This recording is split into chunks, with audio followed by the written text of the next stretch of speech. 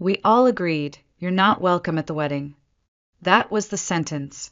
The exact words, spoken slowly, deliberately by my own mother as she looked me straight in the eye across the living room I once helped her renovate. There was no tremble in her voice, no hesitation in her gaze, just finality, and maybe even a trace of triumph. For a second, I didn't speak. I couldn't. It was like my body had disconnected from itself. My mouth was dry, but my palms were sweating. My heart? Not racing, just stunned, numb. I stood there, 32 years old, dressed in a blazer I wore straight from the office, carrying a folder of wedding details I thought we'd be reviewing together. Instead, I was being dismissed from my own sister's life, officially, permanently, and with unanimous family approval. My name is Alyssa Grant. I'm the eldest daughter in the Grant family, a senior financial consultant at a firm in downtown Denver. I manage multi-million-dollar portfolios, advise CEOs on risk management, and navigate volatile markets like it's second nature. But none of that prepared me for the emotional minefield of being told by my own mother that I was no longer welcome in my family's biggest celebration, or my sister's. The irony? I had funded most of that celebration. My younger sister Chloe and I grew up inseparable. We shared bunk beds, Halloween costumes, and heartbreaks. She made me promise, at age 12, that I would be her maid of honor when the day came. And when that day did come, when Ryan slipped a ring on her finger and she squealed down the phone, "Alyssa, it's happening. You're my MOH, right?" I didn't hesitate. I jumped in head first. Thousands of dollars, dozens of weekends, countless hours. That's what I gave to Chloe's wedding, not just as a sister, but as her confidant, her planner, her protector, only to find out too late that someone else had been rewriting my role in the story. And the woman holding the pen was our mother. Chloe was always the sunshine, blonde, bubbly, artistic, the kind of girl who turned every school project into a masterpiece and every holiday card into a watercolor. Our mom, Meredith, adored her for it. She'd brag to friends about Chloe's paintings being gallery-worthy, while calling my straight A's expected. I was the practical one, the problem solver, the responsible older sister, and that responsibility started early. When our dad, Charles, quietly removed himself from conflict by hiding behind newspapers and yard work, I became the buffer between my mother's sharp tongue and Chloe's sensitive heart. I was the one who helped Chloe finish science projects, who stayed up late helping her study for geometry when she cried over angles, who drove her to art camp in Boulder every summer even when I had internships. I didn't mind. She was my little sister, my best friend. In college, Chloe pursued art history while I chose finance. Our paths diverged, but we never lost touch. I helped her budget, reviewed her lease when she moved into her first apartment, and filled in the financial gaps when our parents forgot to send her tuition on time. I didn't resent it. Not then. It felt like love, like loyalty. Over the years, I became the unofficial treasurer of the Grant family. When the roof leaked, I arranged the contractor. When Mom's credit card debt hit $12,000, I quietly paid it off in monthly chunks so it wouldn't ruin her credit. Birthdays, holidays, emergencies, I covered it all. My salary wasn't bottomless, but I made it work. Because family meant showing up. Always.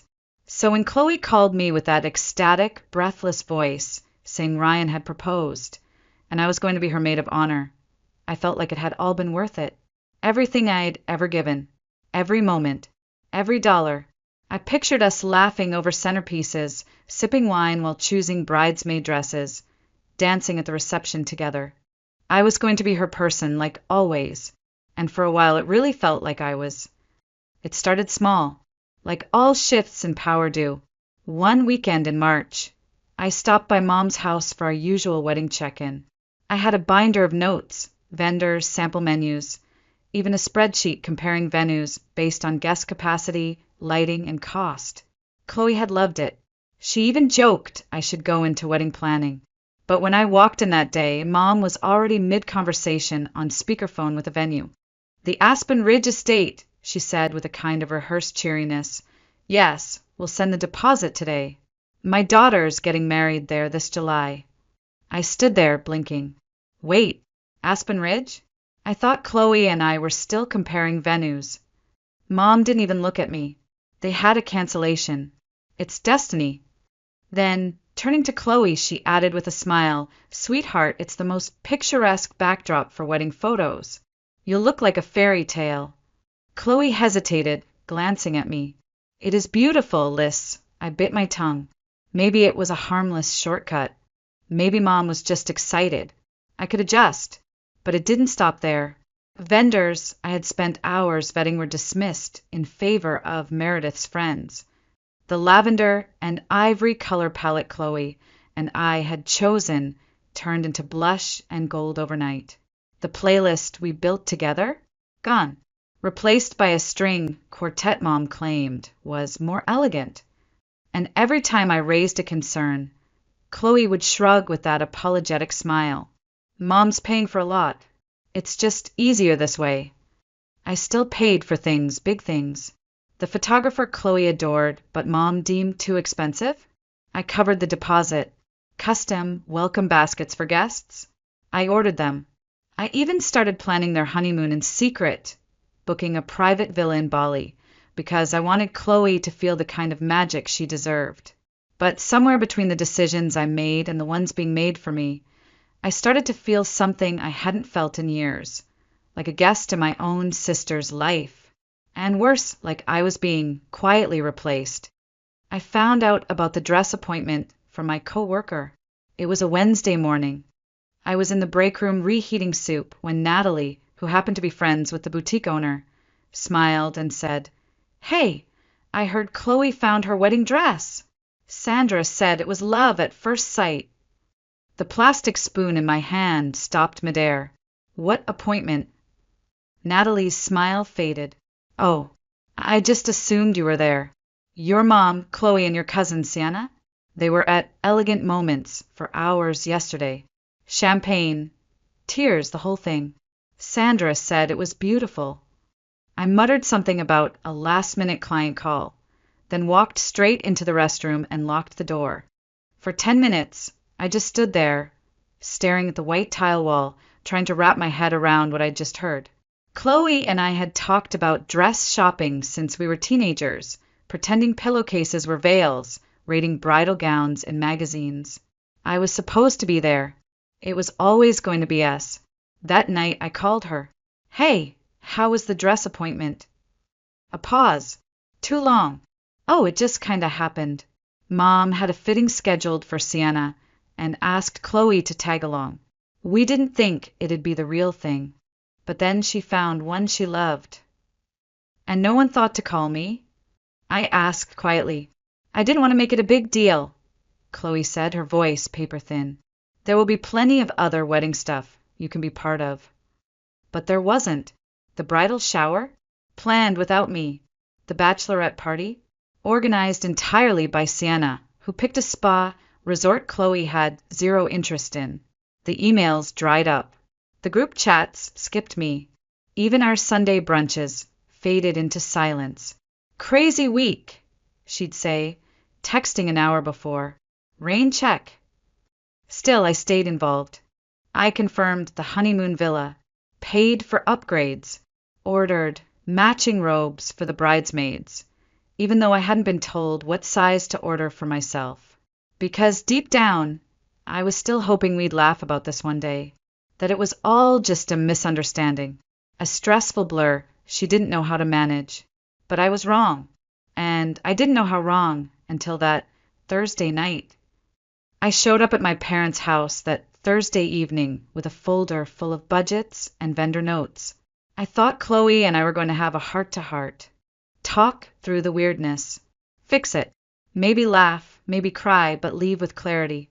Instead, I walked into a staged ambush. Dad was already in his armchair, looking more pale than usual.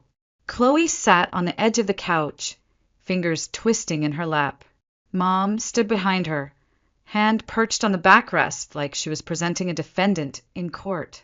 And Sienna, yes, Sienna, was in my usual spot, on the armrest, smug, but trying to look concerned. What's going on?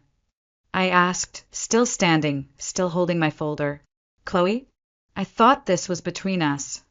Mom was the first to speak. Of course she was.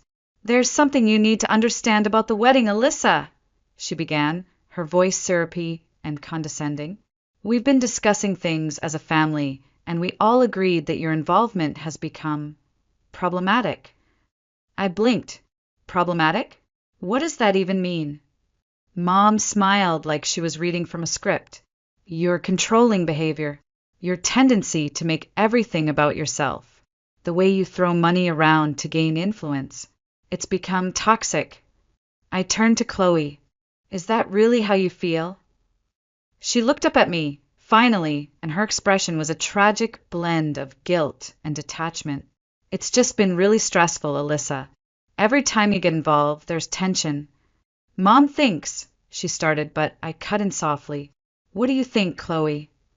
Before she could answer, Mom stepped forward, blocking my view. What Chloe wants is a peaceful wedding, and your presence would make that impossible.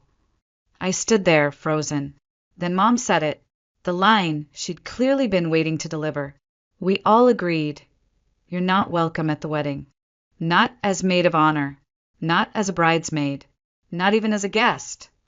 Silence. No one moved. Not Dad, not Sienna, not Chloe. I looked at each of them, one by one, and no one said a word. So I did the only thing I could. I nodded once, turned around, and walked out the door. I didn't cry right away. Not in the car. Not even when I pulled over because the road blurred too much through my windshield. Not when I unlocked the front door of my apartment, dropped my bag, and saw Evan standing there with hope in his eyes that evaporated the second he saw my face. I only cried when I tried to speak, and nothing came out but a sound I didn't recognize. A mixture of grief, rage, and something sharper, clarity. I told him everything. The script, the smirk, the silence from Chloe. And for once, I didn't try to explain it away. I just let it be what it was, a betrayal. They can't do this, Evan said, gripping my hand. You've done nothing but support them. Apparently, I whispered, that doesn't matter. The next morning, before the sun even rose, I opened my laptop, logged into my bank. With calm fingers, I transferred $8,600, the exact amount of the honeymoon I had booked, back into my personal savings. Then I pulled up the airline confirmation, the resort contract, and the itinerary for the private chef and waterfall tour. One by one, I canceled everything. I sent the travel agent a brief message. The plans have changed. Please confirm cancellation. Then I called my credit card company. Hi. Yes. I'd like to report unauthorized charges. A family member has been using my card for purchases I never approved. It was only half a lie. I never gave Mom permission to order extra decor and upgraded linens with my card.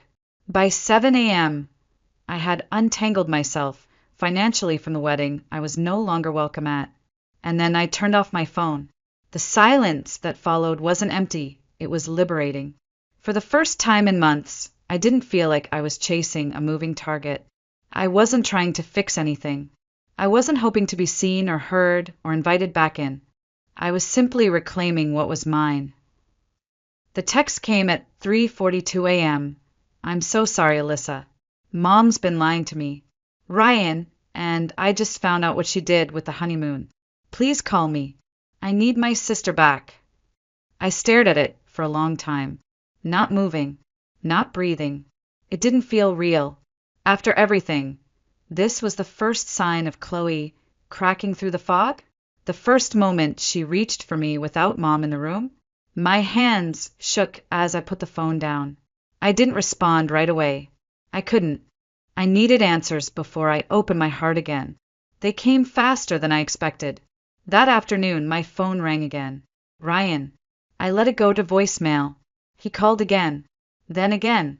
On the fourth try, I picked up. Lisa, it's Ryan. Thank God. Please don't hang up. I know everything's a mess. But you need to hear this. My voice was flat. Go on. He inhaled slowly. Your mother faked texts. She created a contact in Chloe's phone with her number, but your name. Every time you texted Chloe, she intercepted it. And then she replied to herself, pretending to be you. I froze. She showed Chloe fake conversations, told her you hated the wedding, that you thought her dress was trashy, that you were too busy with your career to help. My stomach turned, and Chloe believed that. She did, because Meredith made it believable, showed her screenshots, deleted your real messages. She even changed calendar invites to make it look like you declined everything. I didn't know what to say. And the honeymoon? I asked. Chloe didn't know, he said. Meredith told her you were holding it hostage, that you canceled it out of spite. But when the refund alert came to Chloe's email, she finally started asking questions. That's when we found everything. There was a long silence. Then he added, she's devastated. She wants to talk. She wants to fix it. I stared out the window at the Denver skyline, cold light settling over the buildings like dust. For months, I thought I was losing my sister. Turns out, she'd been taken from me, too. We met at Aunt Linda's house 2 nights later. It wasn't spontaneous. I planned every detail. I invited Dad, our grandmother, Chloe and Ryan, Aunt Linda, and Uncle Paul, the people who had the most power and the most to lose from silence. And I brought a folder. Not one full of budgets and wedding spreadsheets like before. This one held screenshots, bank transfers, email receipts, and a timeline no one could ignore. Chloe arrived first. She looked smaller than I remembered. Not physically, just softer, dimmed. Thank you for coming, I said simply. I should have come a long time ago, she whispered. When the others arrived, I didn't waste time. I placed the folder on the table, opened it, and began.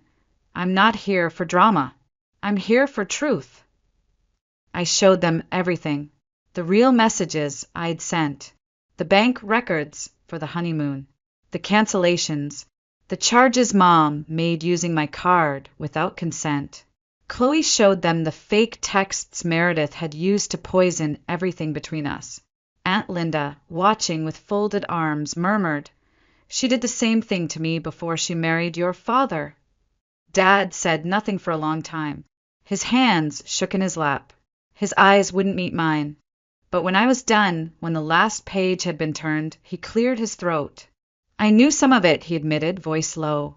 Not all, but enough that I should have said something years ago. I thought I was keeping the peace. He looked directly at me for the first time in weeks. But silence is just complicity when harm is happening. And Alyssa, I'm so sorry. I failed you. Then Mom arrived. She had been told this was a budget meeting. When she walked in and saw the circle of faces, the open folder, the tight silence, she froze. What is this? A chance, I said, to tell the truth, or at least to hear it. She didn't confess. Not immediately. She deflected, accused, played the victim. But it didn't work this time. The evidence was too clear. The room too tired of her games. And when Chloe stood up and said, If Alyssa's not in my wedding, then neither are you, something finally cracked. Even Dad, gentle, avoidant Dad, looked her in the eye and said, This stops now. The week leading up to the wedding felt like a different kind of whirlwind. Mom didn't apologize. Not really. She agreed, grudgingly, to the new boundaries. She would attend the wedding, but she would not speak with vendors, not handle any logistics, not manipulate anyone behind the scenes. She could show up, smile, sit in her assigned seat. Nothing more. She called it cruel. I called it overdue. Dad surprised me. He didn't just support the new rules, he enforced them, quietly but firmly. At first, I thought it was guilt. But one night, over tea on my balcony, he said, I'm just tired, Alyssa, of watching my daughters hurt each other to keep your mother happy. And maybe, for the first time, he was finally putting his children before the illusion of peace. As for Chloe and me, we rebuilt. Slowly. We cried through conversations. We unpacked the years Mom had pitted us against each other. We promised to be better sisters now, not perfect, but honest.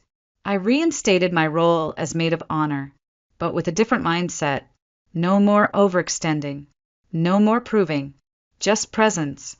I rebooked a smaller honeymoon package, still generous, but no longer extravagant. This is a gift, I told Chloe and Ryan. No strings, just love. The wedding was beautiful, not perfect, but real. Chloe looked radiant. Ryan cried through his vows. I stood beside my sister, bouquet in hand, no longer trying to be everything, just being me. Mom kept her distance. She smiled for the photos, but there was a stiffness in her posture, like she didn't know how to function without control. That wasn't my problem anymore. After the wedding, Chloe and I continued our healing. I started therapy, learned to say no, learned that love without boundaries isn't noble, it's self-erasure. Evan and I got engaged a few months later. When we started planning our wedding, I looked him in the eye and said, "Small committee, clear rules, no chaos." He laughed. Deal. And maybe that's what I learned most through all of this. That family doesn't mean unconditional access to your time, your money, or your soul. Sometimes the most loving thing you can say is, "This is where I end, and you do not get to enter without permission."